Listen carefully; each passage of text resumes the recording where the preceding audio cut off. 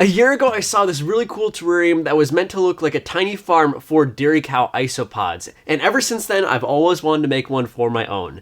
So today, we're gonna do that. Right from the start, you might have some questions, like what is a dairy cow isopod? Why do they have that name? Why are we building them a farm? And will they even enjoy their new home? And all those questions should be answered in this video. But we do need to build this terrarium very quickly because I got 15 isopods a day ago and they really need to get added to a new home and a permanent home. So we need to get started with this stat. Let's get started with what's gonna be housing the isopods themselves. I got this cracked aquarium from my friend and I patched it up with some clear tape. I'm not really worried about it leaking since it's mostly going to be soil and no water really should be going through that crack. The first thing we're going to add is the false bottom to the terrarium, and this is going to act as a drainage layer where any excess water runoff will go. And this is going to help prevent any mold from forming in this terrarium, and it's going to keep the terrarium extra healthy.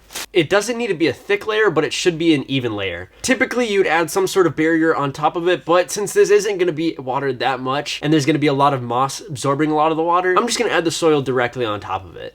This is my own mixture of soil, and I found that it works really well with all the isopods that I've kept. It has a mixture of wood, peat moss, dirt, and also some calcium that's going to help fuel them as they get older and as they grow. Next, in order to make this more of a farm, we need to add the crops.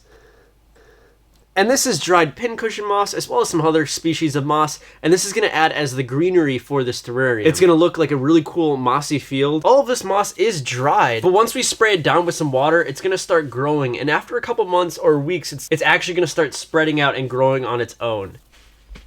It's like putting puzzle pieces together.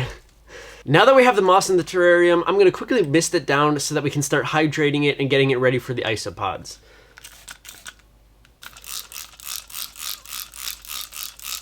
Alright, so I quickly misted it down, and now I want to add some of my favorite things. To make this look more like a farm, I actually 3D printed some cool decor. This is like a little stable. It's going to house some isopods, hopefully. We can add this in, and I also 3D printed some little fence posts.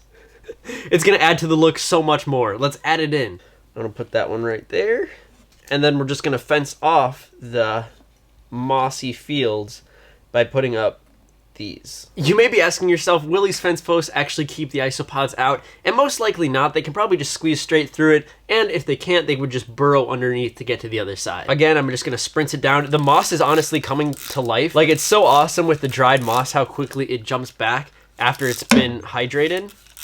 It just looks like it's really lush and very green. Oh, that is pulling the look all together, and now we need to add some wood to this terrarium. This is just some cork bark. It's not the best food for them, but it's going to be a nice little hiding spot that they can go to in case they ever get stressed out, and they can also possibly munch on it. I have a mixture of foods that I like to feed my isopods, so that's just going to be an extra little thing that they can munch on if they ever get super hungry. This soil is also filled with wood. Okay guys, this is coming together so well. It looks so cool. This is just as I imagined. It honestly looks better than the show one that I looked at about a year ago. Oh my goodness.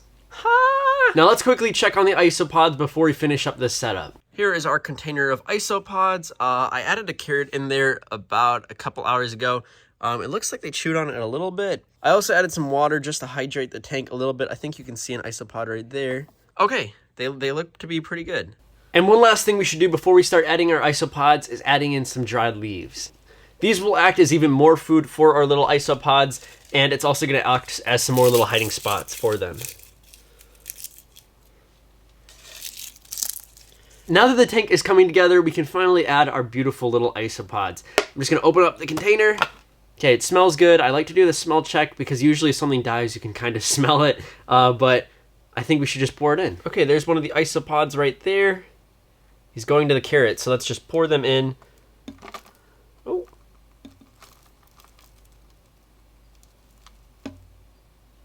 Welcome to your new home, guys.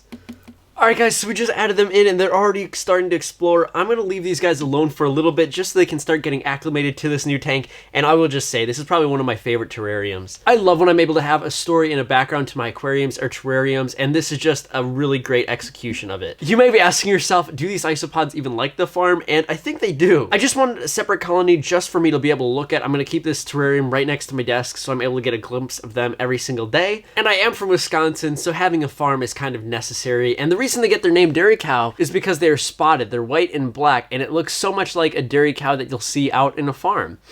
That's how they get their name, and I really like that name. I think they just appreciate this tank so much. Oh my gosh, there's babies! There's some baby isopods. Okay, I'm getting like a shot of some really tiny, tiny babies. That's awesome. That means they already have some babies and we're going to be able to grow some even more in this terrarium. They definitely enjoy their new home. They even have one right there. Okay, this is really coming together. I'm going to put on the lid and just let them go and let them sit for just a little bit. We'll check in on them in a little bit later. Okay guys, so it has been a couple hours later. I'm being a little bit quiet because it's currently nighttime in the fish room and all the fish are sleeping and Jimmy is finally woken up in his terrarium. But I want to show off the isopod enclosure before we turn off the lights for today. I've been taking glances every once in a while and I've only seen a couple of them move, but most of them have just been hiding. I assume most of them are underneath our cork bark, but I really love the look of this tank and it's really pulling off the way that I wanted it to look.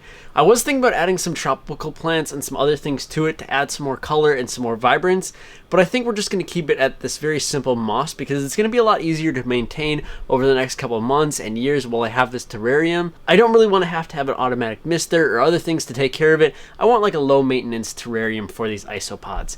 So that's it for the video. Thank you for watching. Take it easy. Peace. Bye.